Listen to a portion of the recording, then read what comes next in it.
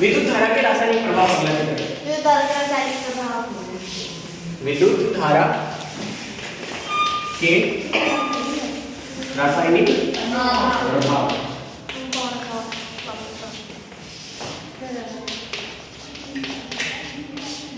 Chapter का नाम समझो,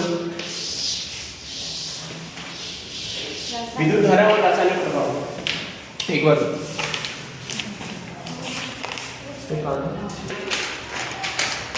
विद्युत धारा के रासायनिक प्रभाव में आपको बता रहा हूँ कि ये क्या परिपथ का डायग्राम आता है सभी को? परिपथ ये कौन सा है? क्या बोलते हैं? ये धनात्मक ये सारा, ये पूरा क्या हिस्सा है? बैटरी। कौन सा धनात्मक सिरा है? एक की दो? एक धनात्मक, पहला धनात्मक, दूसरा ऋणात्मक। जो लाइन लंबी है वो क्या है? पॉजिटिव। छोटी है वो क्या? नेगेटिव।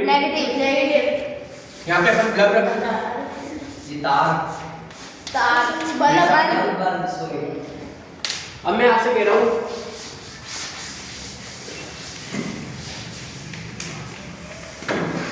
कि किसी पात्र में पानी द्रव है, किसी भी पात्र में एक द्रव है, ये पात्र है, इसमें क्या है? एक द्रव। तो बताओ उसको मैं लाइट से जोड़ दूं उस पात्र को और फिर मैं उसमें अपना हाथ रखूं, हाथ लगाऊं, उसमें हाथ डुबाऊं, तो बताओ करंट आएगा कि नहीं आएगा? नहीं आएगा। नहीं आएगा, क्योंकि आपको लगता है आएगा। मैंने ये नहीं कहा कि ये पानी है, शुद्ध पानी बोला मैंने। ये कैसा है? ये द्रव। इस द्रव का नाम क्या है? आसुत। इसमें कौन सा जल मिलाया अपन ने? आसुत जल। नहीं आएगा। आसुत जल। अब मैंने इसको बिजली से जोड़ दिया, अब इस पानी में कोई भी हाथ में लगा देता है तो करंट नहीं आता, क्योंकि आसुत जल में क्या नहीं है? आसुत जल एक शुद्ध जल होता है, 100% प्योर। अब आप बोलोगे घर वाला जल शुद्ध नहीं है क्या? नहीं है, उसमें 99% प्योर है। 100% बोलेंगे तो सर ये उदासीन होता है ना। ये आसुत जल। आसुत जल के बारे में आपको बता रहा हूँ एक कहानी। आसुत जल में करंट नहीं आता, मतलब आसुत जल में विद्युत धारा का परिवहन नहीं होता। आसुत जल विद्युत का चालन नहीं करता ना। आसुत जल विद्युत का चालन नहीं करता। देखो ढंग से डायग्राम देखना है। ये क्या है? पात्र। इसमें डाल दिया मैंने आसुत जल। आसुत जल में खनिज लवण नहीं होते, सही कह रहा हूँ ना? आसुत जल क्या है? शुद्ध जल है, इसमें खनिज लवण नहीं होते ना। आसुत जल में खनिज लवण नहीं होते। अपन जो घर में नॉर्मल पीते हैं उसमें क्या होता है? खनिज लवण होते हैं। आसुत जल विद्युत का चालन नहीं करता। आसुत जल विद्युत का चालन भी नहीं करता, विद्युत का चालन नहीं करता।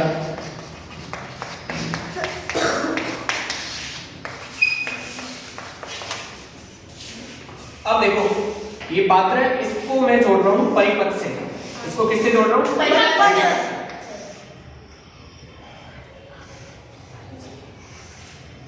जोड़ दिया? हाँ। और इसी में मैं क्या लगा दूं? इलेक्ट्रोड। इलेक्ट्रोड लगा दूं।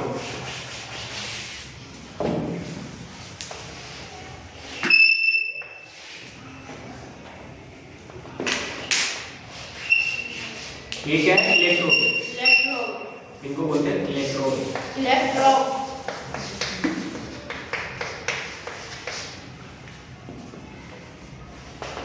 ये आसुत जल है इसमें। अब देखो इलेक्ट्रोड में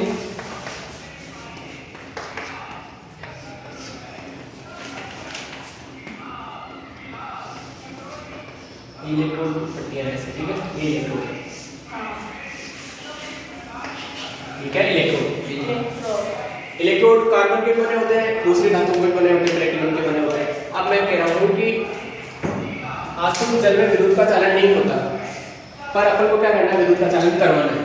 आसुत जल से विद्युत का चालन करवाना है। क्या करेंगे बता? इसमें नमक का घोल डाल देंगे तो नींबू डाल देंगे। हाँ। क्या इसमें सिरका डाल देंगे? क्या डालेंगे? सिरका। सिरका। और बताओ, कोई बता सकता है? तरल साइड प्यूरी भी डाल सकते हैं। हाँ। आसुत जल को चाय बनाने के लिए, विद्युत का चालन करवाने के लिए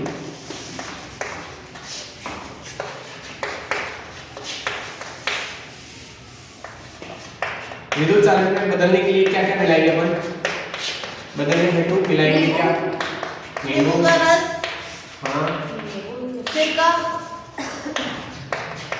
देखो क्या क्या मिलाएंगे? अम्ल मिलाएंगे, क्षार मिलाएंगे, नमक मिलाएंगे, अम्ल, क्षार और लवण। अम्ल, क्षार, लवण मिलाएंगे। अम्ल में तो क्या आ गया? नींबू। नींबू अम्लीय पदार्थ है ना, खट्टी चीज। नींबू का रस मिला देंगे तो ये क्या कर देगा, विद्युत का चालन करने लग जाएगा ये। और क्षार मिला देंगे, क्षार का उदाहरण यानी वो लवण बना देंगे, लवण में क्या नमक मिला देंगे जैसे ही, तो भी ये क्या कर देगा, विद्युत का चालन कर देगा। चावल में क्या है? क्षार के अंदर क्षारीय पदार्थ का उदाहरण साबुन बोलते हैं, साबुन मैंने वो लिखा है बुक में, ठीक है। बताओ अब ये शुद्ध जल नहीं है ना, घर का जो घरेलू जल है, नल के पाइप में जो घर का निकला जल है वो शुद्ध जल नहीं है, वो अशुद्ध जल नहीं होता। अशुद्ध जल विद्युत मतलब अशुद्ध जल लवणों से मुक्त होता है ना, अशुद्ध जल में लवण नहीं होते।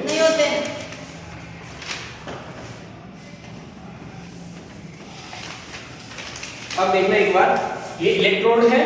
अब इलेक्ट्रोड पर क्या हो रहा है, इलेक्ट्रोड के ऊपर ये छोटे छोटे क्या हो रहे हैं, कुछ चीजें जम रही है, इसको क्या बोलते हैं, धातु के निक्षेप।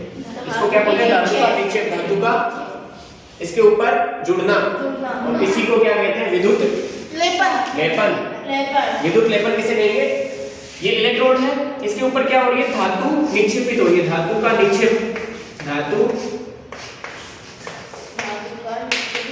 निक्षेपण हो रहा है, धातु का क्या हो रहा है, निक्षेपण, धातु का निक्षेपण हो रहा है। देखो छोटे छोटे गोल गोल बनाना है इलेक्ट्रोड के पास में, तो इसका मतलब यहाँ पे क्या चिपक गई, धातु, यहाँ पे क्या चिपक गई, धातु, इसके ऊपर धातु की परत चढ़ गई, धातु की परत चढ़ने को कहते हैं विद्युत लेपन। इसको क्या कहेंगे, विद्युत लेपन।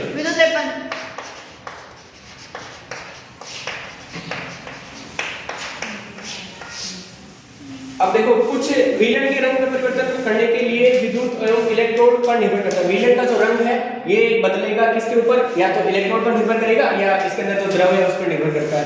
एक ही बताओ, फल और वनस्पतियां भी विद्युत का चालन करती हैं। फल और वनस्पतियां भी क्या होती है, विद्युत का चालन करती है। जैसे आलू से अपन विद्युत जैसे यहाँ पे मैं आलू लगा दिया, ठीक है,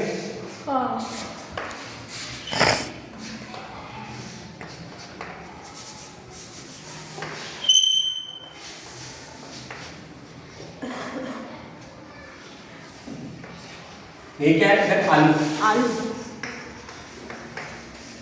आलू यहाँ पे लगाया, ये विकेंड है, ये परिपथ है, तो आलू से क्या निकाल रहे हैं अपन, बिजली निकाल रहे हैं। तो आलू पर यहाँ पे क्या बन जाएंगे, नीले कलर के धब्बे बन जाएंगे, नीला धब्बा बन जाएगा। आलू पे क्या बन जाएगा, नीला धब्बा। और नीला धब्बा कौन से टर्मिनल में बनेगा,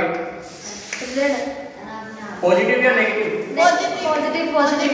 नीला धब्बा बनता है पॉजिटिव टर्मिनल, धनात्मक सिरे पे क्या बनता है, नीला धब्बा। थोड़ा सा ध्यान रखना, कोई ट्रू फाल्स पूछे तो धनात्मक सिरे पे क्या बनता है, नीला धब्बा। अब तो ये विद्युत धारा का रासायनिक प्रभाव हो गया ये वाला। हां है। विद्युत लेपन के बारे में बताओ जल्दी। विद्युत लेपन के ऊपर जो पता चल दिया, विद्युत देखो, विद्युत लेपन का मतलब है विद्युत द्वारा किसी पदार्थ पर किसी वांछित धातु की परत निक्षेपित करने की प्रक्रिया को क्या कहते हैं, विद्युत लेपन। ये तो बुक की लाइन है। अपन क्या करेंगे, विद्युत लेपन का मतलब विद्युत के द्वारा किसी धातु की परत को चढ़ाने की क्रिया को क्या कहेंगे, विद्युत लेपन। लेपन का मतलब उस पर लेप कर दिया, विद्युत ने किसका, धातु का।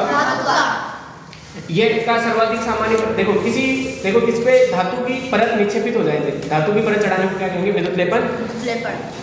अब मेरे को ये बता दो, क्रोमियम एक चमकदार पदार्थ है, धातु है, तत्व है, यह संचारित नहीं होता, यह खरोंच का प्रतिरोध करता है, ये महंगा है, इसलिए इस पे क्या चढ़ाते हैं, परत चढ़ाते हैं। मतलब किसी भी चीज पे परत को चढ़ाने, विद्युत लेपन का दैनिक जीवन में उपयोग क्या है, चांदी का कोई क्या है, ऑर्नामेंट है, आभूषण है, उसमें मैंने सोने की परत चढ़ा दी, मतलब विद्युत लेपन का प्रयोग कर लिया हमने।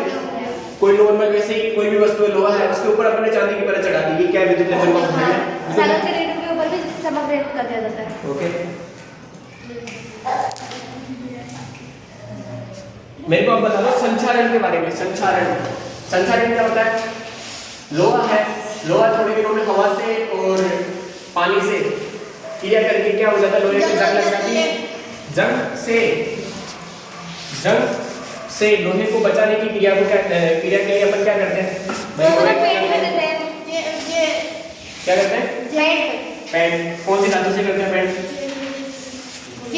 जिंक। ठीक है, अब नाम आ रहा है संचारण।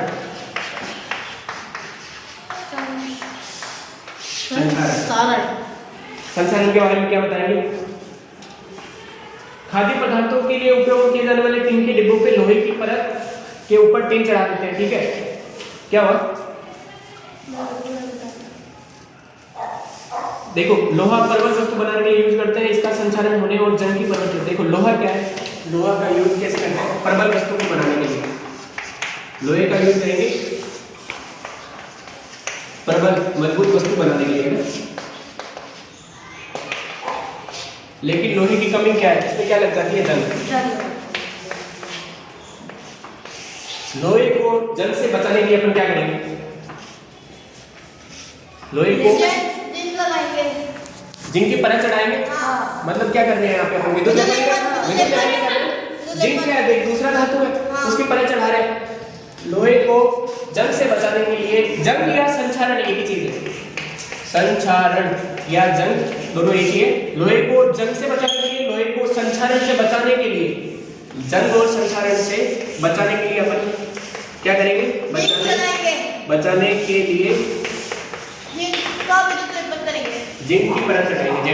जिंक की परत लोहे पे चढ़ा देंगे। इसको परत किसी भी धातु की परत चढ़ाने को, धातु को लेप करने को क्या बोलते हैं? विद्युत लेपन। जिंक की परत चढ़ा दो और अपन उसके ऊपर क्या करते हैं? पेंट भी तो करते हैं। पेंट भी क्या है? संचालन को रोकने का तरीका। लोहे का क्या होता है? क्षार। उसने बताया था क्षरण, उसने ये बताया ना, क्षय रोग क्या है? धीरे धीरे उसका क्षरण कर देगा, खत्म कर देगा। तो लोहे को धीरे धीरे ये कर देगा, खत्म कर देगा। इसको बचाने के लिए अपन पेंट का सारा लेप कर देंगे, परत चढ़ा देंगे।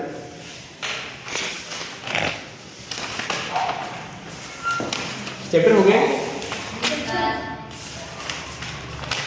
गया ये भी चैप्टर। यार नीचे जो लोहा है उसके ऊपर अपन ने किसी दूसरे स्टील की परत चढ़ा दी। घर पे जो चमकीले बर्तन है दिखते चमकीले और रियल में अंदर से लोहे के बने होंगे, है ना।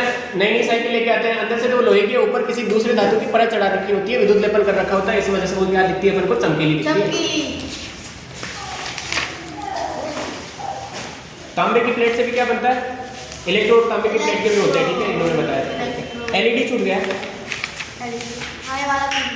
ना। एलईडी के बारे में जल्दी, एलईडी की फुल फॉर्म बताओ। डायोड, प्रकाश उत्सर्जक डायोड। प्रकाश उत्सर्जक डायोड, लाइट इमिटिंग डायोड। इसका जो लंबा वाला सिरा होता है वो पॉजिटिव होता है, छोटा सिरा क्या होता है? नेगेटिव।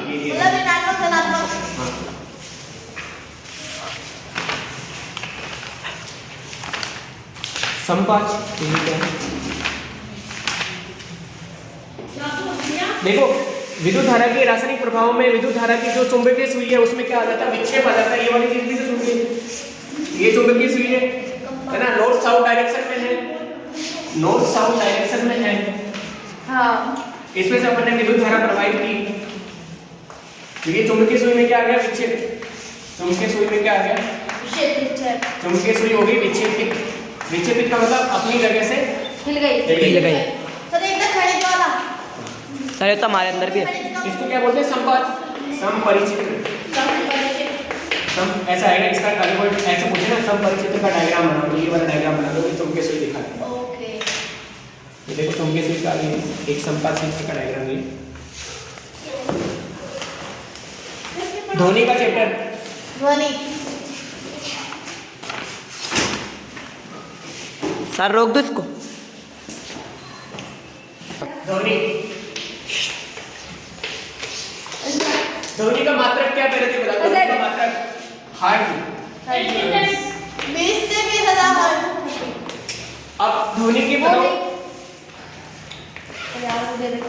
श्रव्य, अश्रव्य और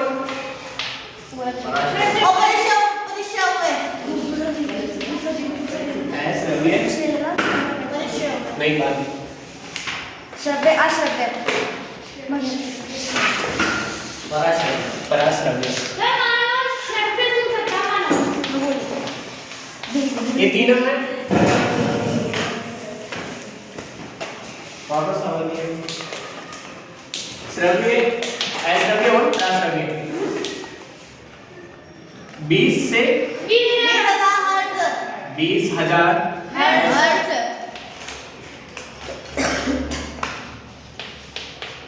ठीक है, श्रव्य 20 से 20,000।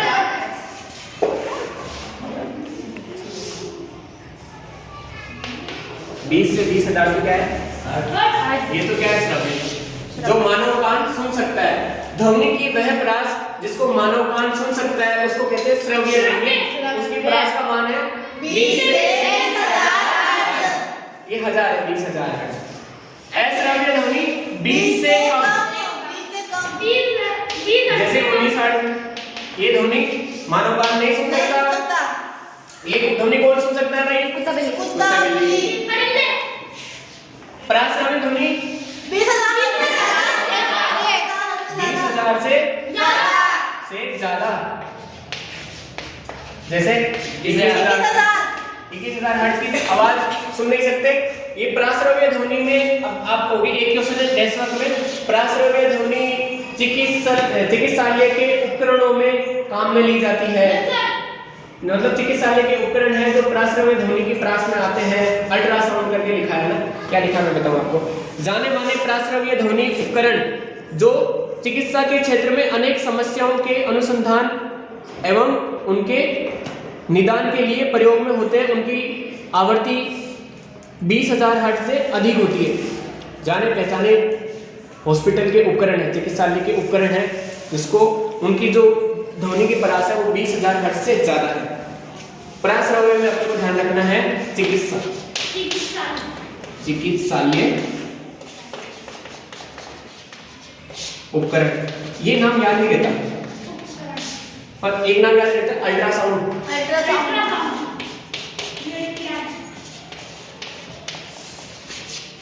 अल्ट्रा यानी ज्यादा, परा साउंड यानी श्रव्य। अल्ट्रासाउंड ध्वनि वो होती है कि जितने भी हॉस्पिटल के अंदर उपकरण होते हैं ना, एमआरआई की मशीन हो गई है ना, ये सारी मशीनें 20,000 हर्ट्ज से ज्यादा आवाज की ध्वनि उत्पन्न करती है। ये किस परास में आते हैं? प्राश्रव्य ध्वनि में। तो अब अपन बात कर लेते हैं वो वाले कि कम ध्वनि कौन सुन सकता है भाई? देखो कुछ जंतु 20,000 हर्ट्ज से अधिक की आवृत्ति ध्वनियों को भी सुन सकते हैं। कुत्तों में यह क्षमता पाई जाती है। पुलिसकर्मी उच्च आवृत्ति की ध्वनि उत्पन्न करने वाली सीटियों का उपयोग करते हैं, जिसे कुत्ते सुन सकते हैं लेकिन मानव कान नहीं सुन सकते। अल्ट्रासाउंड को कौन सुन सकता है? कुत्ते बिल्ली। उस दिन थोड़ा सा ध्यान कम हो गया ना, मैंने कहा ना ध्वनि का चैप्टर और किशोर अवस्था का चैप्टर अपन को आता है, पर थोड़ा कंफ्यूजन है उसमें। कुत्ते और बिल्ली 20,000 से ज्यादा की आवाज को सुन सकते हैं। इसीलिए पुलिस वाले कुत्ते को लेके घूमते हैं संदिग्ध, जहाँ पे मतलब कि खतरा है या फिर कोई ऐसा है जहाँ पे किसी ने आक्रमण कर दिया टेररिस्ट ने, तो वो पता नहीं कौन सी मशीन होगी वहाँ पे, अल्ट्रासाउंड की मशीन होगी। मशीन ऐसी है कि बहुत ज्यादा आवाज बढ़ा दी उसने। डीजे की आवाज ठीक ठाक है, डीजे की आवाज को इतना लंबा कर दी कि वो 20,000 से क्रॉस हो गई। अब वो आवाज फिर सुनाई नहीं देगी। तो उसके लिए है ना, इसकी जांच के लिए कुत्ते का यूज करते हैं पुलिस वाले। तो ये कुत्ते 20,000 से भी अधिक आवाज को भी सुन लेते हैं। और ये जो अश्रव्य ध्वनि है जो 20,000 से कम है, इसमें वो होंगे लंबे अच्छे कान वाले जंतु जो एकदम सुई की थोड़ा सा भी साइलेंट, थोड़ी सी भी आवाज आएगी उसको सुन लेंगे, सब हो गए। आपको ध्यान रखना है प्राश्रव्य ध्वनि में कुत्ते बिल्ली सुन सकते हैं। प्राश्रव्य ध्वनि को ये चिकित्सालय में यूज की जाती है, और श्रव्य जो हम कानों में हमारे कान में सुनते हैं। बताओ शोर और संगीत में एक एक अंतर बता दो। ये देखो 20,000 हर्ट्ज को ऐसे लिखते हैं 20,000, ये तो सबको पता है 20,000। कैसे लिखते हैं? 20 के एग्जैक्ट। के का मतलब जानोगे? के का मतलब होता है किलो। के का मतलब क्या होता है? किलो। किलो का मतलब 1000। हाँ सर, वो कभी यूट्यूब कभी ऐसा लिखा होगा के, जैसे फॉलोवर होते हैं। हाँ सर 1.2 के यानी कितना है? 1.2, इसके आगे 3 जीरो लगा दो 1000। ठीक है, तो इतने फॉलोवर हो गए। के का मतलब ये है। ध्वनि प्रदूषण की हानियां क्या क्या है? ध्वनि प्रदूषण से चिंताएं होगी, बहुत ज्यादा टेंशन होगी, नींद नहीं आएगी, बीपी बढ़ जाएगा, और बताओ कान खराब हो जाएंगे। ध्वनि प्रदूषण को सीमित रखने के उपाय, ध्वनि प्रदूषण को कम करने के उपाय क्या है भाई? वायुमंडल इंजन मशीन, देखो घरेलू जितने भी उपकरण है ना, उसके ऊपर है कुछ ऐसी परत चलाई जानी चाहिए जिससे आवाज बहुत कम होगी।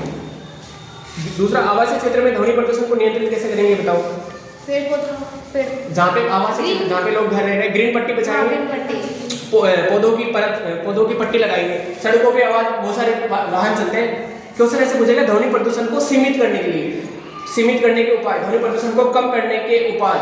उसमें क्या करेंगे? सबसे पहले पौधों की हरी पट्टी, सड़कों के बीच में जो पेड़ पौधे लगाए जाते हैं, छोटे छोटे पेड़ लगाए जाते हैं, वो क्या है? ग्रीन पट्टी। वो क्या करते हैं? ग्रीन पट्टी, पौधों की हरे पौधों की परत, वो क्या करते हैं? ध्वनि को रोक लेते हैं। और उसके पास में जितने भी घर बन रखे भाई, ये डिवाइडर इधर से सड़क जा रही है, इधर से सड़क जा रही है, यहाँ पे छोटे छोटे पेड़ लगा दिए गमलों में ना। अब ये क्या है, ग्रीन पट्टी। ये क्या है, यहाँ पे कोई गाड़ी चल रही है ना, इसने हॉर्न लगाया, जोर से हम हॉर्न दबाया, हॉर्न बजाता है, हॉर्न जैसे ही बजेगा इन पौधों की पत्तियों से वो टकराएगा वो, और पत्तियां क्या करेगी, उसकी आवाज़ को पत्तियां रोक लेगी थोड़ी बहुत, तो यहाँ पे जो पास में जिसका भी घर है उस तक आवाज़ थोड़ी कम हो जाएगी, क्योंकि उन्होंने क्या लगा रखी है बीच में, ग्रीन पट्टी। ग्रीन पट्टी यानी पौधों के बीच में परत लगा देते हैं, जिससे पौधे उस आवाज़ को रोक लेते हैं, आवाज़ थोड़ी कम हो जाएगी। ये क्या है, ध्वनि प्रदूषण को कम करने के उपाय है। या फिर कुछ ऐसे लगाओ, पेड़ पौधे लगा दो, बहुत सारे गार्डन होते हैं उसके पास में आवाज़ नहीं आती, चारों तरफ से पेड़ पौधे लगा रखे होते हैं ना। और दूसरा, कुछ ऐसी मशीनें बनाओ जो कम आवाज़ उत्पन्न करे, है ना। या फिर घर के आसपास हॉर्नों को क्या कर दो, बैन कर दो, ये हॉर्न आप इसे इलाका में बजा नहीं सकते, तो ये भी ध्वनि प्रदूषण कम करने के उपाय है। या फिर गवर्नमेंट ऐसे कहे कि जो भी एक मतलब ज़्यादा ध्वनि का, ज़्यादा हर्ट्ज का हॉर्न दबाएगा, कि हॉर्न का ज़्यादा यूज करेगा उस पर क्या लगा दो, फाइन लगा दो। ये क्या ध्वनि प्रदूषण को कम करने के उपाय है। शोर और संगीत में क्या अंतर है, एक अंतर बता दीजिए, शोर और संगीत। एक और ध्वनि प्रदूषण को कम करने के उपाय में आप ऐसे बोलोगे साउंड प्रूफ दरवाजे, आजकल ऐसे भी गेट लगे हैं जो साउंड प्रूफ है, आवाज बाहर के अंदर नहीं आती, अंदर के बाहर नहीं आती। नहीं, यहाँ पे जैसे बड़ी बड़ी आप इंस्टीट्यूट में देखोगे पढ़ने के लिए, तो यहाँ पे ना पोडियम लगाया होता है टीचर के लिए इतना ऊपर, उसके ऊपर खड़े होकर टीचर पढ़ाता है। क्यों? वो जो आवाज कर रहा है वहीं पे आवाज रहेगी, आवाज बाहर नहीं जाएगी। दूसरा, क्लास के अंदर है ना दरिया बिछाई जाती है, क्लास में दरिया बिछाई जाती है। दरिया क्यों बिछाई है? दरिया क्या कर देगी, आवाज को रोक लेगी, रूम में से ना तो बाहर आवाज जाएगी ना अंदर आएगी। और कुछ ऐसे दरवाजे ऐसे होंगे साउंड प्रूफ, आवाज आर पार नहीं जा सकती, ध्वनि प्रदूषण कम हो गया। अब मेरे को बताओ शोर और संगीत में एक एक अंतर। सर संगीत इंसान के मन को शांत रखता है और शोर इंसान के मन को दुख का भाव हो जाता है और शोर से ना पीछे बढ़ जाता है।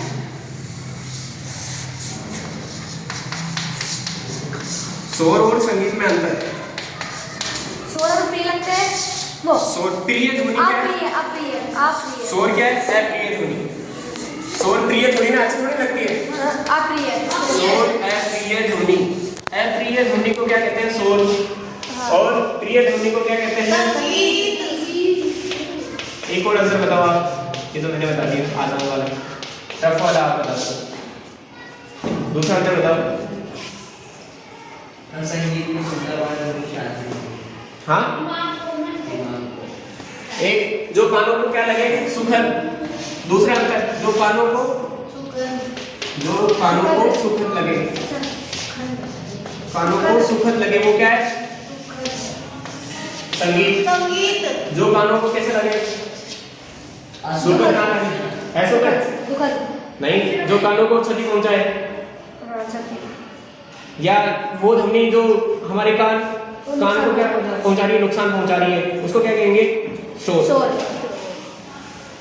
अप्रिय ध्वनि होगी, ठीक है। ये क्या करेंगे कानों के लिए, जो कानों को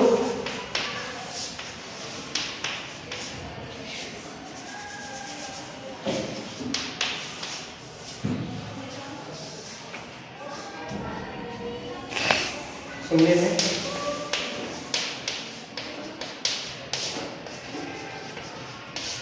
नुकसान पहुंचाएगा। नुकसान में क्या, पर्दे फट जाएंगे कानों के। लगातार अपन तेज आवाज सुन रहे तो पर्दे फट जाते हैं उनके। अब तो प्रबलता और तारतम्य में अंतर है। प्रबलता और तारतम्य, इसमें वो आएगा शेर की दहाड़, शेर दहाड़ता और मच्छर भी खिलाता है। हाँ, तो दोनों में से किसका तारतम्य ज्यादा है? मच्छर का। और जबकि प्रबल ध्वनि किसकी है? शेर की। मैं बता रहा हूँ प्रबलता और तारतम्य में अंतर। प्रबलता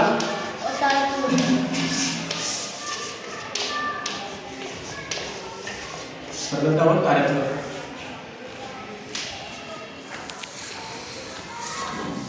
देखो, ध्वनि की प्रबलता इसके आयाम पर निर्भर करती है। ध्वनि की तरह जो क्या है, ध्वनि की प्रबलता किस पर निर्भर कर रही है? आयाम पर।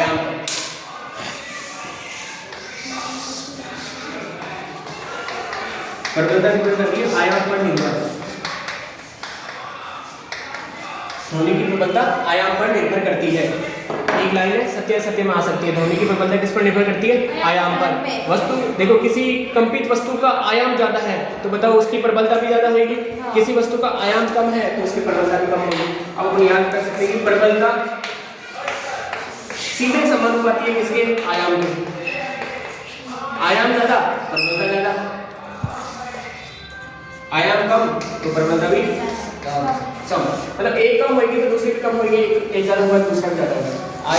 आयाम और प्रबलता क्या है? सीधे समानुपाती है। समानुपाती का मतलब जानते हो क्या? समान समान। ये वाला लाइन मतलब ऐसा है ना, ऐसा वाला, मतलब ये बढ़ेगा तो ये भी बढ़ेगा, ये बढ़ेगा, मतलब ये घटेगा तो ये भी घटेगा। तो प्रबलता और आयाम, हम कोई कहे किसी वस्तु का आयाम 2 गुना कर दिया, उसकी प्रबलता कितनी हो जाएगी? 2 गुना। अब ये बताओ, देखो ऐसा लिखा है कि आयाम 2 गुना कर दे तो प्रबलता कितनी हो जाती है? 4 गुना हो जाती है। 4 गुना। असत्य। प्रबलता और आयाम एक दूसरे के वर्ग के समानुपाती होते हैं। ऐसे कोई चीज दे दी कि आपने x² = y, यस, मतलब कि 1 का स्क्वायर बराबर 2। एक बार समझ में ऐसा होता नहीं है, यहाँ पे 2 का स्क्वायर बराबर यहाँ पे। इसका मतलब क्या है? एक चीज अगर 1 बढ़ेगी ना तो ये देखो y बढ़ेगा तो x भी बढ़ रहा है, और कितना बढ़ रहा है? उसके वर्ग जितना बढ़ रहा है। तो आयाम और प्रबलता में क्या रिलेशन है? आयाम और प्रबलता एक दूसरे के वर्ग के समानुपाती होती है। अब आपसे कोई कहे कि आयाम को मैंने क्या कर दिया? आयाम को 2 गुना कर दिया। आयाम को कितना कर दिया? 2 गुना। तो प्रबलता कितनी हो जाएगी? 4 गुना। मतलब आयाम 2 गुना, मैंने 2 गुना ने 1 गुना से बढ़ाया 2 गुना, यानी 2 गुना मतलब बढ़ाया ना आयाम को, तो 4 गुना हो गई। तो वो भी चीज बढ़ी है ना, ज्यादा बढ़ गई, क्योंकि एक दूसरे में क्या समानुपाती है और वर्ग के समानुपाती है ना। ये 2 गुना करेंगे तो 4 गुना हो जाएगा। अब बताओ शोर किसे कहते हैं? कितने डेसिबल? एक होता है डेसिबल। डेसिबल का मतलब क्या है? डीबी। 80 डेसिबल से अधिक प्रबल शोर शरीर के लिए कष्टदायक होता है। अब आपसे कहेगा कि शोर की परिभाषा क्या है? 80 डेसिबल से अधिक आवाज, वो क्या है? शोर। प्रबलता को डेसिबल के रूप में मापते हैं। प्रबलता को किसमें मापते हैं? डेसिबल के रूप में। इसको मापते हैं डेसिबल में। डेसिबल। देखो, कंपित वस्तु का आयाम अधिक होता है, जब आयाम छोटा होता है तो ध्वनि मंद होती है, आयाम कम तो ध्वनि मंद, आवृत्ति कम तो तारतम्य कम। अब देखो, अब है तारतम्य। तारतम्य का मतलब क्या देखोगे आप? ये जो तय आ रहा है ना, इससे इसको जोड़ो आप, आवृत्ति। किसी चीज की, किसी ध्वनि की आवृत्ति कम है तो उसका तारतम्य भी क्या होगा? कम। ये भी सीधे समानुपाती है, एक चीज कम है तो दूसरी भी कम होगी। अब आप कह रहे हैं कि यदि किसी कंपित वस्तु की आवृत्ति कम है तो हम कह सकते हैं ध्वनि का तारतम्य भी कम है। अब वो जो देशभक्त के जो थे ना कई क्वेश्चन, वो किताब में लिखे हैं, आप देखना। ढोल मंद आवृत्ति से कंपित होता है, कम तारतम्य। मंद आवृत्ति से कंपित हो रहा है क्या? ढोल, तो इसका तारतम्य क्या है? कम की ज्यादा? ज्यादा। कम। दोनों में कंफ्यूज नहीं होना। कभी भी कोई भी चीज पूछे ना, सेम है, एक चीज कम होगी तो दूसरी कम होगी, एक चीज बढ़ेगी तो दूसरी बढ़ेगी। बताओ, किसी की आवृत्ति कम है तो उसका तारतम्य भी कम है। किसी का आयाम कम है, आयाम 2 गुना कर दे तो उसकी प्रबलता भी बढ़ेगी, आयाम को बढ़ा दे तो प्रबलता भी बढ़ेगी। दोनों सेम चीज है, एक बढ़ेगा तो दूसरा बढ़ेगा। यहाँ पे आवृत्ति कम हो रही तो तारतम्य कम हो रहा है। किसी को कुछ पूछना है इसमें? दोनों समानुपाती है, उल्टा नहीं है, सेम सीधा रिलेशन है। एक कम होगा तो दूसरा भी कम होगा। अब मैं आपसे कुछ क्वेश्चन कर रहा हूँ। ढोल मंद आवृत्ति से कंपित होता है तो बताओ इसका तारतम्य क्या होगा? कम। सीटी की आवृत्ति अधिक होती है, सीटी जो है उसकी आवृत्ति अधिक होती है तो उसका तारतम्य भी अधिक होगा। पक्षी उच्च तारतम्य की ध्वनि उत्पन्न करता है, पक्षी उच्च तारतम्य की ध्वनि उत्पन्न करता है, जबकि शेर की धाड़ का तारतम्य कम होता है। ये लाइन है, याद रखनी है। पक्षी उच्च तारतम्य की ध्वनि उत्पन्न करता है, तारतम्य उच्च किसका होता है? पक्षी का। और तारतम्य कम किसका होएगा? शेर का। शेर धाड़ेगा जिसका तारतम्य कम है, हालांकि उसकी ध्वनि प्रबल है। जैसे अपने पास में वही है, तारतम्य का मतलब है कि दूर तक आवाज कैसे जाएगी। अब ये देखो, एक और, एक महिला की आवाज किसी पुरुष की अपेक्षा अधिक आवृत्ति की होती है तो इसका मतलब क्या है? उसका तारतम्य अधिक है। आवृत्ति अधिक तो तारतम्य अधिक। एक महिला की आवाज किसी पुरुष की अपेक्षा अधिक आवृत्ति की होती है तथा अधिक तीखी होती है। तारतम्य को आप कैसे समझोगे? तीखेपन से, कि कितना तीखा है। तो शेर तीखा धाड़ता है क्या? जब ये जो मच्छर है, मच्छर क्या? पक्षी तो तीखी आवाज करता है ना। श्रव्य हो गया। आवर्ती, अब देखो आवर्ती और आवर्तकाल का फॉर्मूला बता दो। आवर्तकाल का फॉर्मूला है दोनों की संख्या और आवर्ती और आवर्तकाल में क्या फॉर्मूला है बताएंगे वो? बताएगा आवर्ती का आवर्ती और आवर्तकाल में क्या आवर्ती फॉर्मूला? का एक बटा आवर्तकाल। हाँ सही बोला है। एक आवर्ती का एक और फॉर्मूला, दोन आवर्ती दोनों की संख्या बटा समय। आवर्ती के दो फॉर्मूले हैं, दोनों की संख्या बटा समय। आवर्ती बराबर एक बटा आवर्तकाल, ठीक है। और इधर आवर्ती का दूसरा फॉर्मूला बताओ। आवृत्ति बराबर दोलन की संख्या बटा समय। दोनों की संख्या बटा बटा बटा समय। तो है तो क्या आवर्ती? आवर्ती के दो फॉर्मूले देखे अपन, है ना?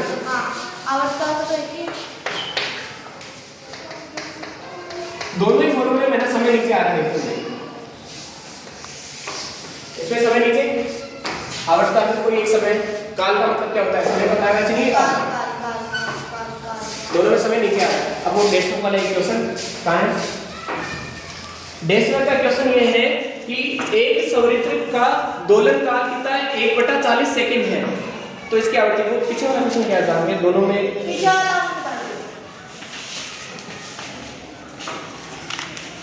दोलन की परिभाषा बता दो जल्दी से। आवर्ती और दोलन की परिभाषा आपसे क्वेश्चन ऐसे पूछेगा, आवर्ती को समझाइए, आवर्ती से आप क्या समझते हैं? पहले इसका फॉर्मूला बता दो। एक क्वेश्चन बना रखा है डेसिमल में कि एक दोलक 4 सेकंड में 40 बार दोलन करता है। 4 सेकंड में 40 बार दोलन करता है। इसका आवर्तकाल और आवर्ती बताओ। क्वेश्चन में क्या दे रखा है? एक दोलक 4 सेकंड में 40 बार दोलन करता है। दोलन का मतलब इधर उधर, इधर उधर, इधर उधर गति करने में क्या कहते हैं? दोलन, जैसे पेंडुलम इधर उधर दोलन करता है। तो इसका क्या क्या करना है? आवर्तकाल और आवर्ती बताना है। इसका क्या बताना है? आवर्तकाल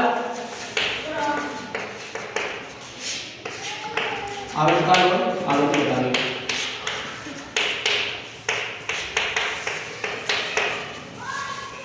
प्रश्न में क्या दे रखा है? 4 सेकंड में 40 बार दोलन करता है। 4 सेकंड, समय कितना दे रखा है? 4। समय के नीचे 4 है। दोलन की संख्या कितनी है? 40। आवर्ती कितनी आ गई? 10 आई। एक और देखो, 4 सेकंड में 40 बार दोलन करता है। आवर्तकाल भी निकालते हैं। आवर्ती कितनी आ गई? 10। आवर्ती के नीचे 10 लिख दूं? यहाँ पे 1 लिखूं? यहाँ पे क्या लिखूं? अब वो समीकरण वाली प्रश्न आ गई। 1.0 समीकरण गणित में तो पढ़ रखिए, उससे निकलेगा। आवर्तकाल इधर जाएगा, वज्र गुणा होगी, वज्र गुणा पढ़िए आप। ये इधर जाएगा तो क्या होगा? 10 गुणा आवर्तकाल बराबर 1। ये 1 के नीचे 1 उसमें भूल गया था मैं करना। नीचे आवर्तकाल तो इधर चला गया। अब बताओ ये जो 10 गुणा में उधर कहाँ पे जाएगा? बाद में तो आवर्तकाल का मान कितना है? 1/10 आ गया। उसने उल्टा किया था। उसने क्या किया था? पहले इसमें मान रखा था और फिर उसमें निकाला था। मैंने बता दी दोनों फॉर्मूले। दोनों में समय नीचे आ रहा है। काल भी एक समय, इसमें भी ये समय। निकाल लोगे ना ऐसे क्वेश्चन करके देखना। दोलन की परिभाषा बताओ जल्दी से। इधर उधर गति करना कंपन कहलाता है। इस गति को क्या कहते हैं? दोलन कहते हैं, ठीक है।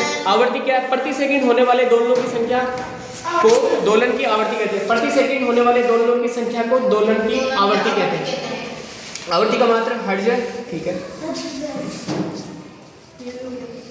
हम कर्णपटह की सहायता से किसी भी ध्वनि को कानों के माध्यम से सुनते हैं। निर्वात में ध्वनि संचरित नहीं हो सकती, ये कल पढ़ा रखा है। माध्यम की आवश्यकता होती है ध्वनि के लिए, तीनों माध्यम की आवश्यकता होती है। बच्चों के वाक् तंतु बहुत छोटे होते हैं, बड़ों के वाक् तंतु बड़े होते हैं। आयाम इतना कम, ठीक है। देखो कोई भी वस्तु कंपन किसी भी वस्तु में आवाज आ रही है तो किसके माध्यम से आ रही है? कंपन की सहायता। कंपन होगा तभी आवाज आती है। कई वस्तुओं में कंपन अपन को महसूस नहीं होता, धीरे हो रहा है अपन को महसूस। घर्षण के अंदर देखो आप, घर्षण को प्रभावित करने वाले कारक। तो स्टार्ट कर दी। ध्वनि का पूरा वाक्य नहीं हुआ। याद हो गया, वो छोटी कैसे याद करें? होने का हो गया है पूरा। घर्षण का चैप्टर है। हाँ, घर्षण के चैप्टर में सबसे पहले तो आप बता दो घर्षण को प्रभावित करने वाले कारक। घर्षण को प्रभावित करने वाले कारक, कारक कौन कौन से जो घर्षण को प्रभावित करते हैं बताओ। वही खुरदरापन और चिकनापन घर्षण को प्रभावित करता है। चिकने में घर्षण कम लगता है, खुरदरेपन में घर्षण क्या लगता है, ज्यादा लगता है। अब मेरे को आप जल्दी बताओ कि घर्षण हानिकारक मतलब घर्षण, जब भी घर्षण के बारे में कोई भी क्वेश्चन आएगा, घर्षण को कैसे दिखाओगे, क्वेश्चन ऐसा आएगा घर्षण को समझाइए। यहाँ पे एम द्रव्यमान का अपन बॉक्स बनाएंगे, उसके देखो घर्षण को समझाइए क्वेश्चन ये आएगा। तो अपन को बताना है यहाँ पे एम द्रव्यमान का बक्सा है, इधर से अपन ने फोर्स F लगाया, इधर से F खींचा, तो पीछे घर्षण क्या करता है, गति का विरोध करता है। घर्षण गति का विरोध कर रहा है, पीछे लगा रहा है, अपन आगे खींच रहे हैं, इधर कोई खींच रहा है इसको ना,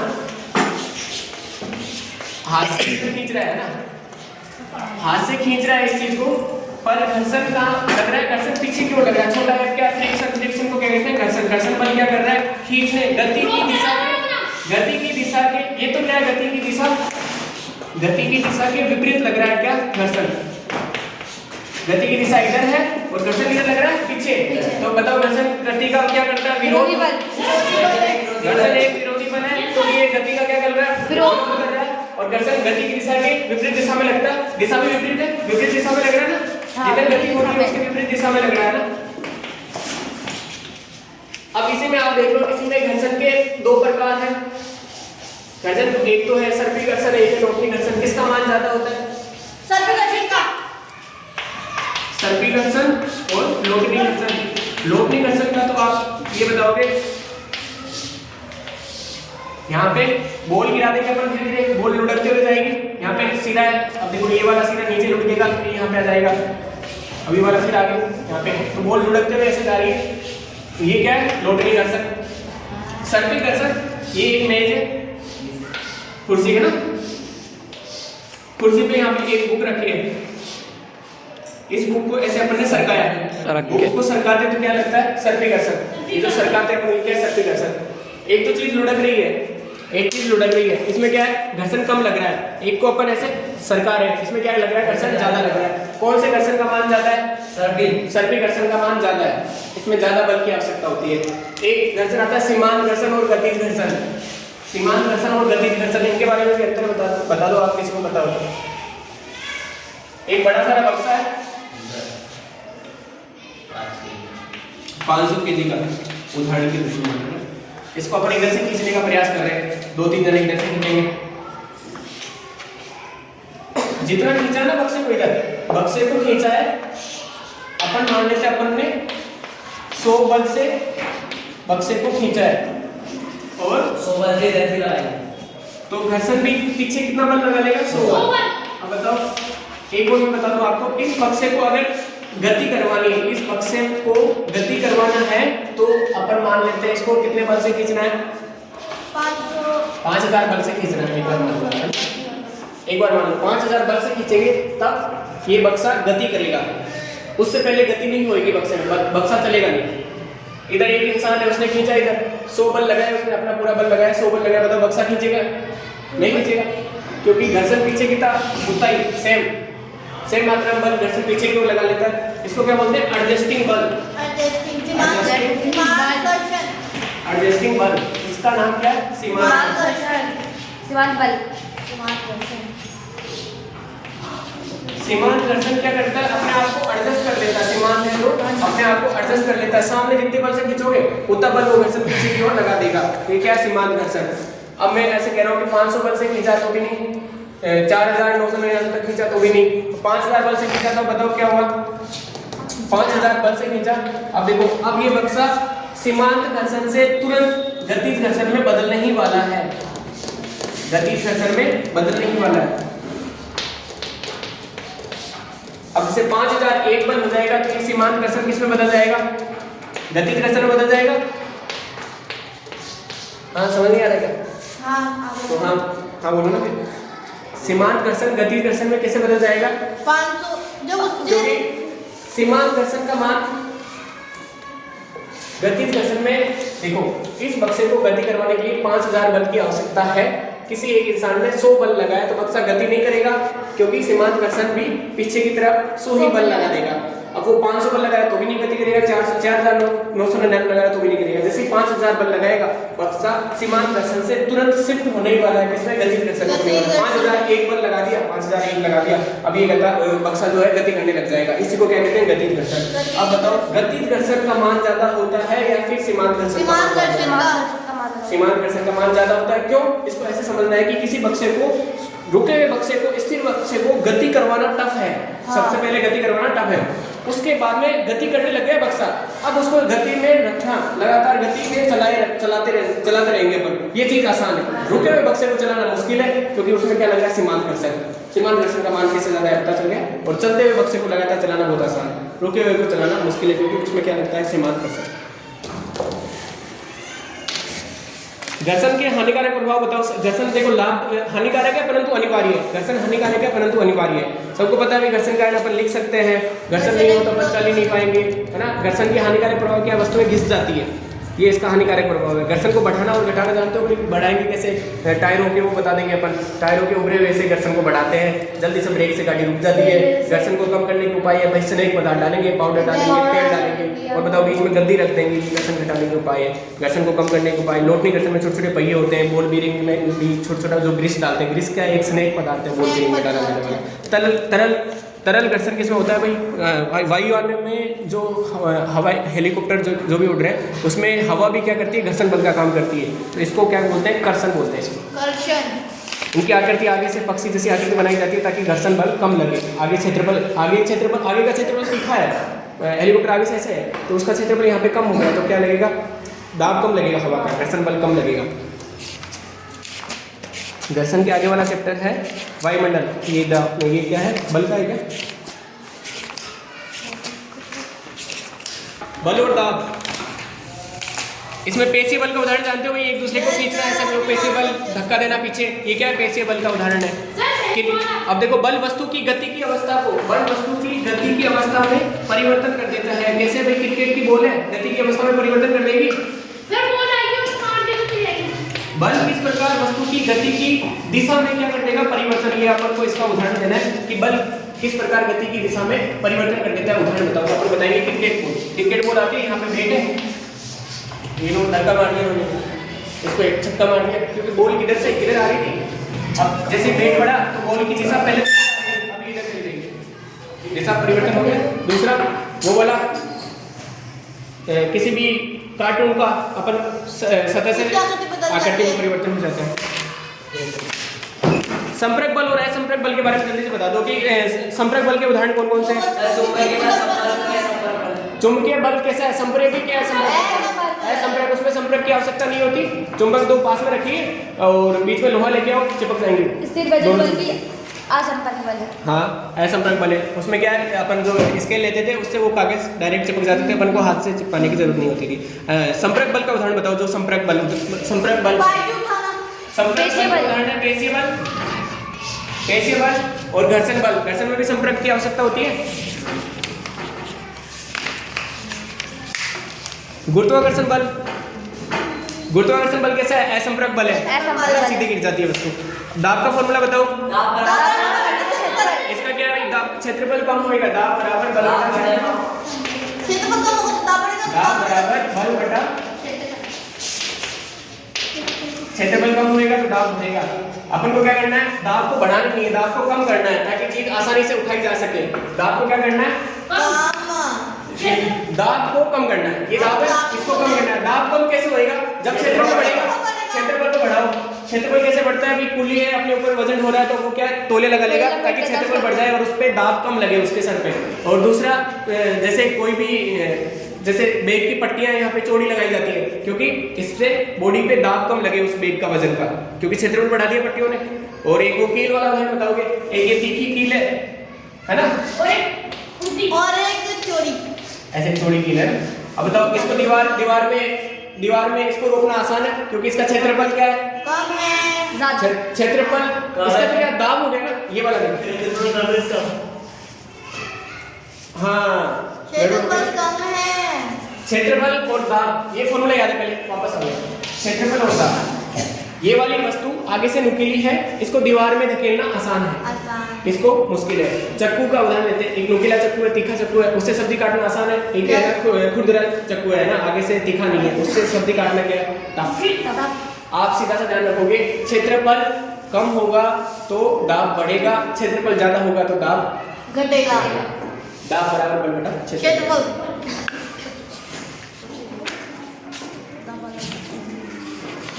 वो वाला कुली वाला एग्जांपल रहेगा ना, क्षेत्रफल बढ़ा देता है कुली ताकि उसके सर पे दाब कम लगे।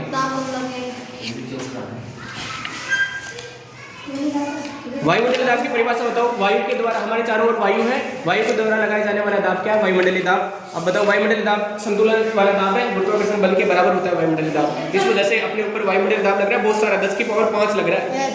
10 की पावर 5, 1 2 3 4 5 इतना ऊपर से दाब लग रहा है अपने शरीर के सर के ऊपर। फिर भी अपन को महसूस नहीं हो रहा क्योंकि अपना सर भी इतना ही दाब नीचे से ऊपर लगा रहा है। अब बताओ, ऊपर का वायुमंडलीय दाब ये सारे है, ऊपर का वायुमंडलीय दाब 10 की पावर 5 हटा दें अपन तो हमारा सर फट जाएगा। सर फट जाएगा क्योंकि नीचे 10 की पावर 5 लग रहा है, नीचे से ऊपर, ये ऊपर से नीचे लगता है 10 की पावर 5। अब देखो ऊपर वाला हटा दिया, ये तो हटा ही दिया, ये जैसे हटाएगा ये ऊपर तो हमारा सर फटेगा, सर फूट के निकल जाएगा। ब्लास्ट हो जाएगा हमारा सर। और दूसरा, वायुमंडलीय दाब का अच्छा यूज क्या है, वायुमंडलीय दाब का क्या मतलब है कि वायु को हटा दो, वायुमंडलीय दाब हटा दो। हटाने के लिए वो एक घोड़े वाला एग्जांपल था, 2 कटोरी ऐसे रखी थी, उसमें से हवा निकाल दी, अब दोनों तरफ से घोड़े उस कटोरी को दूर करने का प्रयास करें, निकलेगी नहीं क्योंकि उसमें अंदर क्या होगी, हवा ही नहीं है।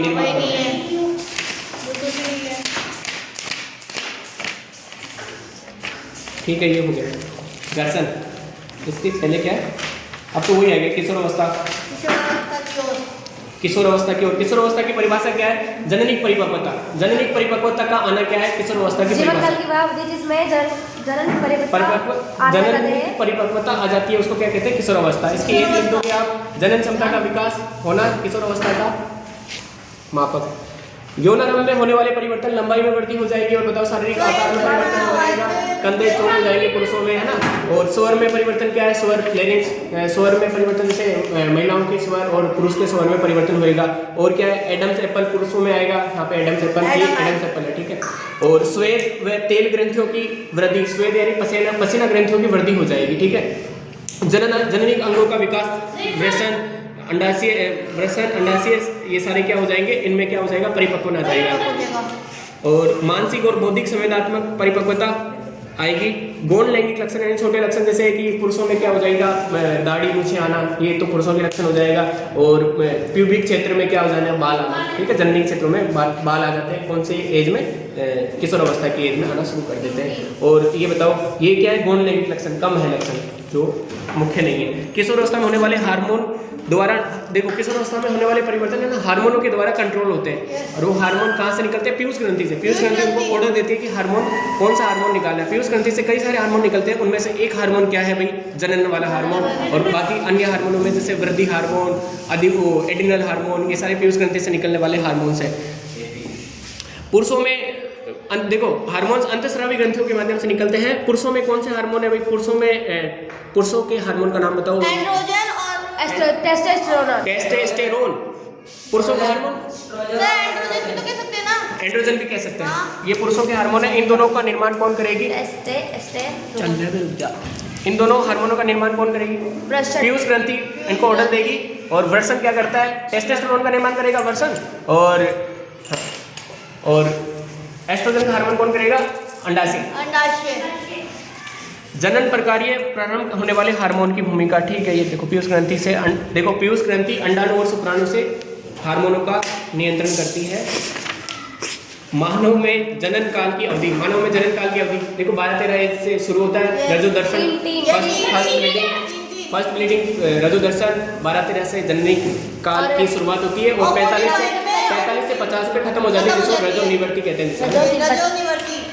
संतति का लिंग निर्धारण आप जान जाओगे, XX मादा है और XY क्या है, पुरुष। और देखो लिंग हार्मोन के अतिरिक्त अन्य हार्मोन, थायराइड ग्रंथि से गोइटर रोग होता है। और थायराइड ग्रंथि से थायरोक्सिन हार्मोन नहीं निकलता है ना, थायरोक्सिन हार्मोन का निर्माण नहीं हो थायराइड ग्रंथि में, थायरोक्सिन हार्मोन नहीं बने तो गोइटर रोग होगा। गोइटर रोग, थायरोक्सिन हार्मोन क्यों नहीं बनेगा, क्योंकि उसमें आयोडीन की मात्रा कम होगी। इंसुलिन देखो मधुमेह यानी डायबिटीज, मधुमेह रोग कब होगा? जब अग्नाशय से इंसुलिन हार्मोन का उत्पादन नहीं होगा। अग्नाशय से कौन से हार्मोन का? Insulin hormone. एड्रिनल हार्मोन से, देखो एड्रिनल ग्रंथि जो है एड्रिनल हार्मोन का निर्माण करती है। 3F से याद क्या रखना है? क्रोध, चिंता, उत्तेजना की अवस्था में ये हार्मोन निकलता है। पीयूष ग्रंथि वृद्धि हार्मोन का ठीक है का स्राव करती है। कीट और मेंढक का जीवन चक्र में हार्मोन की भूमिका बताओगे। थायरॉक्सिन हार्मोन की वजह से ही टेडपोल किसमें बदल जाता है भाई? वयस्क मेंढक में। अगर जल में आयोडीन की मात्रा नहीं हो तो वो वयस्क मेंढक कभी नहीं बन पाएगा। जननिक स्वास्थ्य, ठीक है, साफ सफाई और व्यायाम का ध्यान रखेंगे। व्यक्तिगत स्वच्छता हो गई, शारीरिक व्यायाम करेंगे। ड्रग्स, एड्स क्या एक बीमारी है कि बीमारियों का समूह? वायरस से होती है एड्स। और कैसे कैसे फैलती है? सिरिंज से। ओके, विषाणु और कौन सा वायरस है? HIV वायरस है एड्स वाला, कोरोना वायरस। इससे पहले वाला चैप्टर जंतुओं में जनन वाला चैप्टर। जंतुओं में जनन के अंदर देखो जनन की विधियां कौन कौन सी है? जनन की 2 विधियां हैं, लैंगिक जनन और अलैंगिक जनन। अब देखो नर और मादा युग्मक का संलयन लैंगिक जनन, और जब एक ही युग्मक से क्या बन जाए, संतति बन जाए तो कौन क्या है? अलैंगिक जनन। नर जनन अंग के नाम बताओ। नर जनन अंग कौन कौन से है बता? 2 जोड़ी वृषण, हाँ, और 1 जोड़ी शुक्राणु नलिका। हाँ, और 2 जोड़ी वर्षण कहाँ से? 1 जोड़ी वर्षण, 2 वर्षण है मतलब 1 जोड़ी वर्षण। 1 जोड़ी वृषण, हाँ, और 2 जोड़ी 1 जोड़ी शुक्राणु नलिका। अरे 2 शुक्राणु नलिकाएं होती है, 2 वर्षण होते हैं और 1 सीसन पेनिस होता है। ये क्या है? नर जनन अंग। और मादा जनन अंग अंडाशय, और गर्भाशय। ठीक है। मादा जनन अंग का डायग्राम बना लोगे आप? हाँ, बनाना सीख लो एक बार जल्दी से। हाँ, वो थोड़ा उठता है। वो तो उठता है। मादा जनन अंग का डायग्राम देखो। ये बताइए।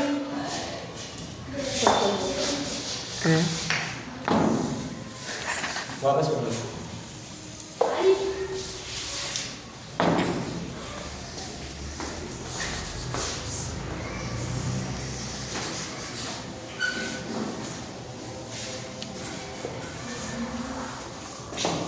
ये ले बन गया। इसमें क्या है? अंडे। ये यहाँ पे अंडा बन गया। ये क्या है? गर्भाशय। गर्भाशय, अंडवाहिनी। देखो ये क्या है? अंडाशय। अंडाशय। अंडाशय। अब देखो मैं कल मैं ये बता रहा था कि अंडवाहिनियां अवरुद्ध हो जाती है। जिस माता की अंडवाहिनियां अवरुद्ध हो गई उसको IVF की जरूरत है। IVF को क्या बोलते हैं? परखनली शिशु, इन विट्रो फर्टिलाइजेशन, है ना? परखनली शिशु।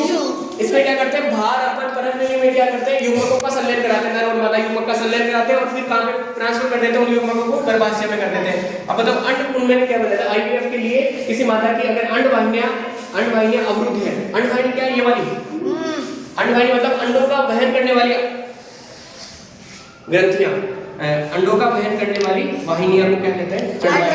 पढ़ाई तुमने। अब देखो ये अंडा है, ये वहन करेगा, अंडे का वहन हो रहा है, अंडा जा रहा है आगे, क्योंकि स्पर्म यहाँ से आएगा, सबको पता है भाई स्पर्म इधर से आएगा, गति करता हुआ आएगा, तैरते हुए स्पर्म की पूंछ से तैरने में मदद करती है, स्पर्म यहाँ पे आया। अब देखो ये अंडवाहिनी अवरुद्ध है, मतलब अंडा यहाँ से यहाँ तक ही नहीं आएगा, तो बताओ स्पर्म यहाँ पे कैसे जाएगा? क्योंकि इसमें क्या आ गया? ब्लॉकेज आ गया। ब्रोकेज आ गया। अब ये अंडा यहाँ पे नहीं जा सकता, स्पर्म देखो यहाँ से आएगा, सबको पता है, इधर से स्पर्म आएगा। अब ये अंडा यहाँ से यहाँ पे नहीं जा रहा, तो बताओ ये कभी इन दोनों का संलयन हो पाएगा क्या? नहीं हो पाएगा। तो अपन क्या करते हैं? अंडे को बाहर निकाल देंगे IVF, in vitro fertilisation, in vitro निषेचन के माध्यम से अंडे को बाहर निकाल देंगे और स्पर्म को भी बाहर, दोनों को बाहर रख के क्या करा देंगे? दोनों में संलयन करवा देंगे, दोनों का संलयन करवा के गर्भाशय में ट्रांसफर कर देंगे। अब 9 मंथ्स में ये आराम से डेवलप हो सकता है बेबी।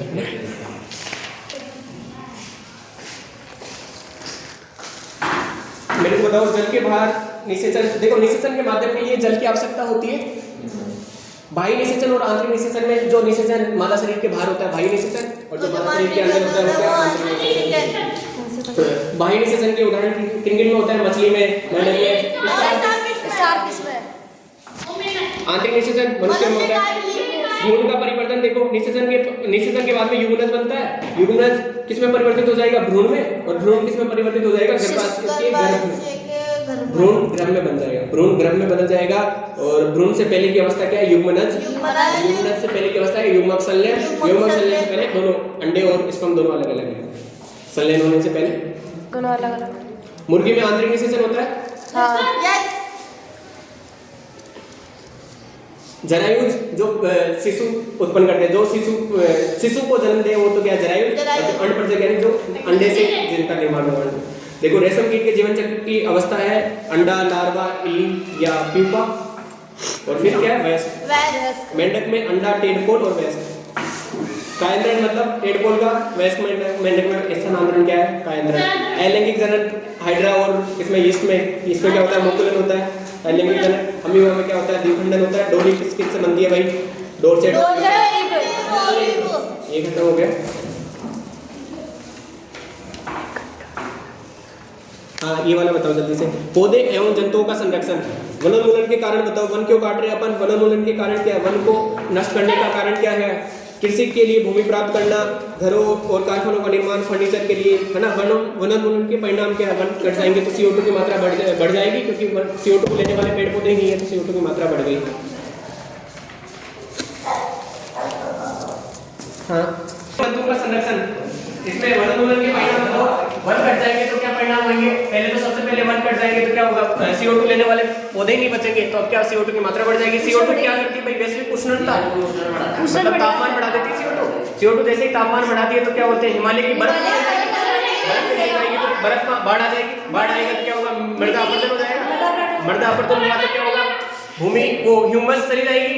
ह्यूमस चली गई, उपजाऊ भूमि पर उपजाऊ यानी जमीन का मिट्टी का ऊपरी हिस्सा ही चला गया तो आपको भूमि कैसे होगी, बंजर होगी, बंजर नहीं है। और वो बंजर भूमि क्या बदल गई, मरुस्थलीकरण में बदल गई।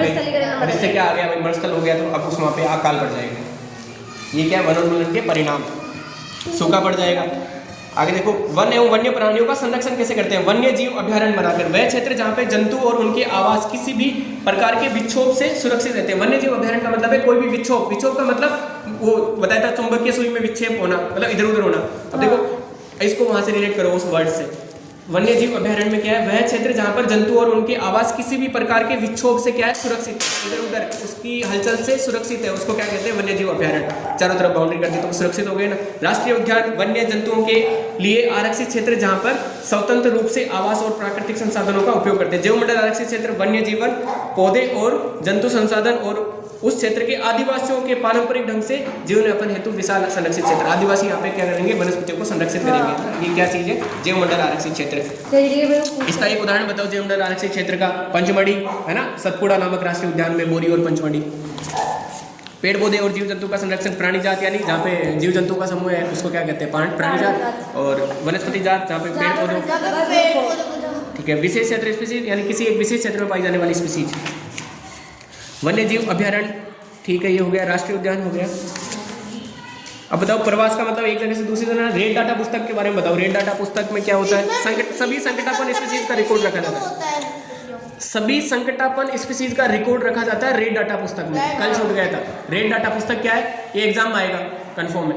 रेड डाटा पुस्तक सभी संकटापन स्पीसीज का रिकॉर्ड रखा जाता है। पौधे और जंतु और अन्य स्पीसीज के लिए अलग अलग रेड डाटा पुस्तकें होती है, ठीक है। प्रवास का मतलब एक जगह से दूसरे जगह जाना, जैसे साइबेरियन सारे पक्षी है ना, जब जलवायु परिवर्तन होता है तो एक जगह से दूसरे जगह चले जाते हैं। कागज का पुनर्चक्रण जान बता दोगे। वन पुनरोपण मतलब वनों का एक वापस से रोपण करना। कोई वनस्पति खत्म हो गई, औषधि खत्म हो गई, उसका क्या कर रहे हैं, वापस पुनरोपण कर रहे हैं। दहन और ज्वाला वाला चैप्टर, धाह्य पदार्थ और अधाह्य पदार्थ के बारे में जान जाओगे, बता दोगे। लकड़ी एक धाह्य, ज्वलंत आपकी परिभाषा बताओ सारी क्लास एक साथ।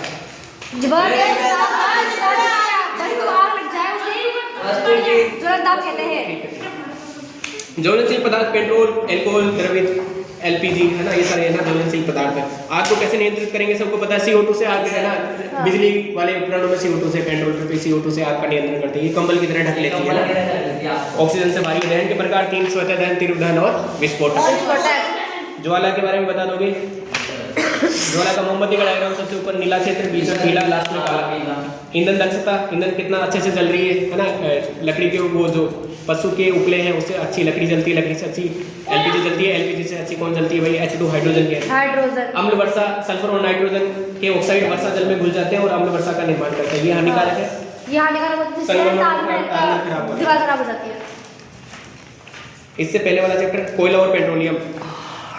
अक्षय अक्षय संसाधन, अक्षय संसाधन यानी जो कभी जिनका कभी क्षय नहीं होगा। अक्षय यानी जिनका कभी क्षय नहीं होगा, इसको अक्षय बोलते हैं। अक्षय जिनका कभी क्षय न हो, सूर्य का प्रकाश और वायु।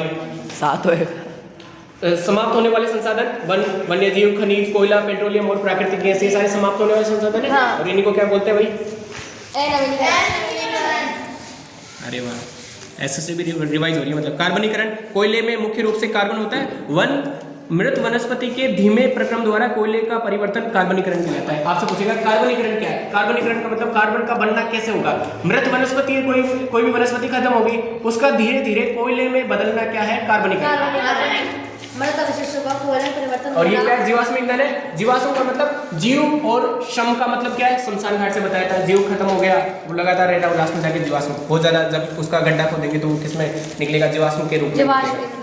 कोक के बारे में बताओ। कठोर, सैरंध्र और काला पदार्थ है कोक। और ये क्या है भाई? इसका उपयोग धातुओं के निष्कर्षण में किया जाता है। ठीक है। कोलतार क्या है? अप्रिय गंध वाला काढ़ा द्रव है। और ये क्या है भाई? पदार्थों का, बहुत सारे पदार्थों का मिश्रण है ये कोलतार। कोयला गैस, कोयले के प्रक्रम द्वारा कोक बनाते समय जो गैस निकलती है उसको क्या कहते हैं? कोयला गैस। पेट्रोल के बारे में बता दो। पेट्रोलियम का परिष्करण बताओ भाई, पेट्रोल का परिष्करण क्या है? पेट्रोल के विभिन्न संगठन या प्रभाजों को पृथक करने के लिए एक प्रक्रम निकालते हैं, उसको क्या कहते हैं? पेट्रोल का परिष्करण। यानी पेट्रोल के साथ कई सारे घटक आएंगे, केरोसिन वगैरह। पेट्रोल को निकालने में परिष्करण। उन पेट्रोल निकालते वक्त पेट्रोल के साथ में कई चीजें आ जाती है, उनमें से पेट्रोल को पृथक करना है, परिष्करण कहते हैं। प्राकृतिक गैस सीएनजी की फुल फॉर्म बताओ। सीएनजी का 2 लाइनें लिखोगे तो आप बोलोगे सीएनजी कम प्रदूषण वाली, कम प्रदूषण। दिल्ली के अंदर सारी सीएनजी से चल रही है बसें, सारे व्हीकल, वहाँ पे क्या है? प्रदूषण कम फैलाती है सीएनजी, और ये सस्ती है। सीएनजी सस्ती भी है, प्रदूषण भी कम फैलाती है, और पूर्ण रूप से जलती है। ईंधन दक्षता भी इसकी अच्छी है। तो पीसीआरए की फुल फॉर्म बता रहे हैं आप। पेट्रोल रिचार्ज, संरक्षण और संघ।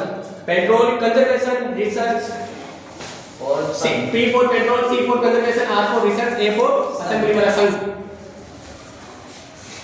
बस बोल ही रहे। मित्र और शत्रु, इसके बारे में बता रहा हूँ। सूक्ष्म जीव के 4 प्रकार बताओ। कौन कौन से सूक्ष्म जीव? जल्दी बताओ। प्रोटोजोआ, जीवाणु, विषाणु। ठीक है। और ये बताओ पोलियो किससे होता है? टीबी किससे होता है? पोलियो किससे होता है? टीबी किससे होता है? टीबी। हैजा किससे होता है? जीवाणु से। टाइफाइड किससे होता है? सूक्ष्म जीव कहाँ रहते हैं? दही और ब्रेड के बारे में, दही को ब्रेड में बदलने के लिए कौन सा सूक्ष्म जीव आवश्यक है? दही को, दूध को दही में बदलने के लिए लैक्टोबैसिलस। बताओ यीस्ट क्या करता है? CO2 उत्पन्न करता है, चीजों को फुला देता है, मैदा वसा फुला देता है। किसकी वजह से?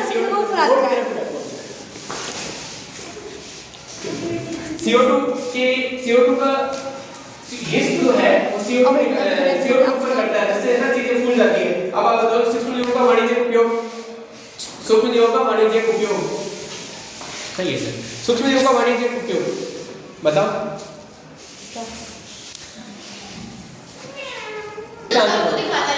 नहीं बोर्ड की तरफ बहुत देख लिया। अब एरोप्लेन को देखो, हाँ A+ लिख देता हूँ ना यार यहाँ पे, कुछ अधूरा लग रहा है ना?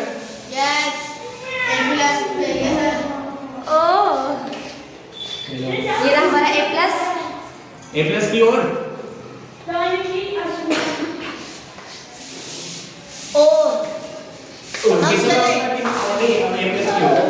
सर A से A+ की ओर।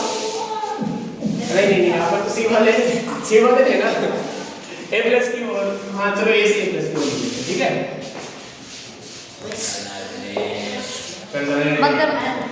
अभी स्टार्ट। सूक्ष्म का वाणिज्यिक उपयोग बताओ। सूक्ष्म से अपन ब्रेड बना सकते हैं, शराब बना सकते हैं। Yes sir. किण्वन क्या? चीनी को एल्कोहल में बदलने के लिए क्या है? किण्वन। सूक्ष्म जीवों के औषधि उपयोग, एंटीबायोटिक के बारे में बताओ भाई। सूक्ष्म जीवों से एंटीबायोटिक बनाए जा सकते हैं। ये सारी दवाइयां, 3 एंटीबायोटिक का नाम बताओ। Streptomycin, tetracycline, erythromycin. काउंट जीवन सूक्ष्म होती है। एलेक्जेंडर फ्लेमिंग ने किसी को दी थी? पेनिसिलिन कहाँ से बनती है? जीवाणु फफूंद द्वारा बने हुए, मतलब कि फफूंद जीवाणु की वृद्धि को रोकते हैं। फफूंद जो है जीवाणु की वृद्धि को रोकते हैं, और इसके इसका किसको बनाई थी? अलेक्जेंडर फ्लेमिंग ने पेनिसिलिन को। वैक्सीन और टीका के बारे में जानते होंगे। प्रतिरक्षण उत्पन्न करना पहले से। मिट्टी की उर्वरकता में वृद्धि कौन करता है? बीजीए। ठीक है। ये क्या करते हैं? मिट्टी की उर्वरकता में वृद्धि करता है। कैसे? नाइट्रोजन का स्थिरीकरण करते हैं। पर्यावरण का शुद्धिकरण बताओ। पर्यावरण का शुद्धिकरण में आपकी रोगाणु और रोगजनक संक्रमणीय रोग जो एक जगह से दूसरे जगह फैलते हैं उनके उदाहरण बताओ। हैजा, सर्दी, जुकाम, चिकनपॉक्स, ये सारे क्या है? संक्रमणीय रोग के उदाहरण हैं। रोग वाहक लोगों का वहन करने वाले लोगों का संचार करने वाला। मच्छर है, मक्खी। मक्खी इत्यादि। 6 रोग किसमें होता है? जीवाणु में। तीसरा रोग किससे होता है? वायरस से। वायरस। चिकनपॉक्स वायरस से होता है, पोलियो वायरस होता है, हैजा जीवाणु से होता है, टाइफाइड जीवाणु से होता है, हेपेटाइटिस ए किससे होता है? वायरस। हेपेटाइटिस किससे होगा? वायरस। मलेरिया किससे होता है? प्रोटोजोआ से। डेंगू का कैंकर जीवाणु से। गेहूं की रस गेहूं का रस कवक से। भिंडी की टिक वायरस से। खाद्य विषाक्तता के बारे में बताओ। फूड पॉइजनिंग के बारे में। जैसे खाद्य जब खाने की चीजें विषैली हो जाती है उसको क्या कहते हैं? खाद्य विषाक्तता के बारे में बता। खाद्य पदार्थ नाइट्रोजन चक्र में बताओ। वायुमंडलीय नाइट्रोजन है, वायुमंडलीय नाइट्रोजन है वो जीवाणु द्वारा, देखो वायुमंडलीय नाइट्रोजन है वो तड़ी द्वारा नाइट्रोजन स्थिरीकरण करके मिट्टी में पहुंचती, मिट्टी से पेड़ पौधे बन गए, पेड़ पौधों को जंतुओं ने खा लिया, जंतु खत्म हो गए, वापस नाइट्रोजन और मिट्टी में चले गए और नाइट्रोजन मिट्टी वाली नाइट्रोजन वापस वायुमंडल में किसे जाएगी? जीवाणु द्वारा नाइट्रोजन यौगिक में कई सारे जीवाणु है वो वापस क्या करेंगे? मिट्टी को वापस हवा में बदल देंगे, हवा में घेर देंगे नाइट्रोजन को, मिट्टी की नाइट्रोजन को हवा में घेर देंगे। और हवा से मिट्टी में कौन ला रहा है? बिजली। एक घंटा हो गया। अब पहले चैप्टर के बारे में 4 क्वेश्चन पूछूंगा आपको आंसर। 4 क्वेश्चन पूछ लेता हूं। कृषि की पद्धतियां बताओ। कृषि की पद्धतियां क्या है? कृषि की पद्धतियां गड़बड़ हो गई ना। हां, कृषि की पद्धतियां, कृषि कैसे बनाते हैं? मिट्टी तैयार करेंगे, बुआई करेंगे, खाद उर्वरक देंगे, सिंचाई करेंगे और खरपतवार से सुरक्षा करेंगे, भंडारण करेंगे, भंडारण करेंगे। कृषि के परंपरागत तरीके बताओ। सिंचाई के परंपरागत तरीके। चलो पहले ये बताओ मेरे को। बूंद सिंचाई। परंपरागत औजार। सीड ड्रिल के बारे में जानते हो? खाद और उर्वरक। एनपीके, यूरिया भी खाद और उर्वरक का उदाहरण है। खाद और उर्वरक देखो, उर्वरक मानव निर्मित होते हैं, उर्वरक का उत्पादन फैक्ट्रियों में होता है। उर्वरक मिट्टी से ह्यूमस की मात्रा को ह्यूमस देखो, उर्वरक से मिट्टी को ह्यूमस प्राप्त नहीं होती, ह्यूमस प्राप्त नहीं होगी उर्वरक से। और उर्वरक में कौन कौन से आएंगे? नाइट्रोजन, फास्फोरस और पोटेशियम। खाद में क्या है? खाद एक प्राकृतिक पदार्थ है, गोबर और पौधों के अवशेष से बनती है। खाद खेतों में बनाई जाती है। खाद में ह्यूमस प्रचुर मात्रा में होती है, ठीक है। खाद में क्या होती है? ह्यूमस प्रचुर मात्रा में होती है। खाद में पादप पोषक खाद में पादप पोषक तुलनात्मक रूप से कम होते हैं। खाद में क्या पोषक पदार्थ है जो तुलनात्मक रूप से कम है। मतलब सिंचाई के पारंपरिक तरीके नाम बताओ जल्दी से। सिंचाई के पारंपरिक तरीके। हाँ बता। हाँ, चैन पंप, हैंडपंप के दो ढेली, वीडियो नहीं देखा आपने? मोट को क्या बोलते हैं? गिरनी। मोट है गिरनी। मोट क्या है? गिरनी। सिंचाई के आधुनिक तरीके। छिड़काव तंत्र, ड्रिप तंत्र। खरपतवार से सुरक्षा के लिए क्या करते हैं? निराई करते हैं। भंडारण, विनोइंग जानते हो? अलग करना थ्रेसिंग द्वारा। ठीक है, हो गया आपका। चलो भाई यहाँ पे रख के छोड़ देते हैं। तो गाइस आज की रहने दो आप, देख लो बस।